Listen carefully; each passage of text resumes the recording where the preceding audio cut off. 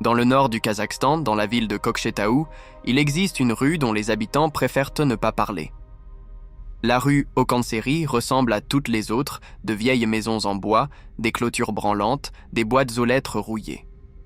Mais une maison, en particulier, attire tous les regards. Une maison abandonnée depuis plus de 10 ans, que personne n'ose habiter. Les anciens racontent qu'une famille y vivait autrefois. Un couple avec 2 enfants. Discret, mais sans histoire. Jusqu'au jour où tout s'est figé. Un matin, le quartier s'est réveillé dans un silence étrange. Personne n'est sorti de la maison, les volets étaient clos. 2 jours ont passé. La porte était verrouillée de l'intérieur. Quand la police est enfin entrée, elle n'a trouvé personne. Pas un seul occupant. Pas de traces de lutte.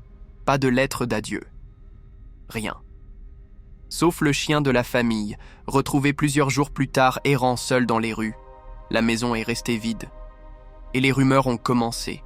Certains disaient entendre des pas à l'intérieur, d'autres voyaient des ombres passer derrière les fenêtres. Un voisin jura avoir vu une tache noire respirer sur le mur, comme si la maison elle-même était vivante. En 2019, un jeune homme du nom de Daniyar a acheté la maison. Cartésien, il ne croyait pas aux fantômes. Il voulait simplement la rénover et y construire sa future vie de famille. Mais dès les premières nuits, les choses ont changé. Une nuit, alors qu'il s'endormait, il a entendu un frottement léger dans un coin de la pièce. Il a pensé à du vent ou à des rongeurs. Mais la pièce était vide. Les jours suivants, des objets ont commencé à disparaître. Ses clés, puis son téléphone. Il les retrouvait, mais dans des endroits absurdes. Le téléphone dans la cave, les clés dans le congélateur. Daniyar a alors installé des caméras de surveillance. Et une nuit, à 3h15 du matin, il a vu quelque chose qui a glacé son sang. Sur l'enregistrement, une silhouette féminine en robe noire se tenait au milieu de la pièce, regardant directement la caméra.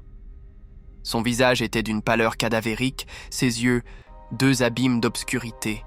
Le lendemain, en revisionnant la vidéo, il a senti une présence derrière lui. Il s'est retourné, et elle était là. La même femme, la même robe noire, le même visage. Elle a murmuré lentement. « Tu dois partir. Cette maison n'est pas pour les vivants. » Daniyar a quitté la maison cette nuit-là et n'est jamais revenu.